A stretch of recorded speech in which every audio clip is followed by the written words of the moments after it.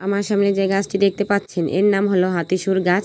এর পুষ্পদণ্ডটা হাতিসুরের মতন বাঁকানো, দেখতে অনেকটা সুন্দর, তাই হয়তো এর নামকরণ করা হয়েছে হাতিসুর। গ্রাম অঞ্চলের রাস্তার পাশে আইলের ধারে এই গাছটি জন্মাতে দেখা যায়। বহু প্রাচীন কাল থেকে মানুষজন এর পাতার রস বিভিন্ন রোগের চিকিৎসায় ব্যবহার করে আসছে। শরীরের কোথাও কেটে গেলে ক্ষতস্থান ফুলাভাব দূর করতে এর পাতার রস ভালো কাজ করে থাকে। পাশাপাশি চোখের বিভিন্ন রোগ সারাতে কিন্তু এর পাতার রস ব্যবহার করা হয়।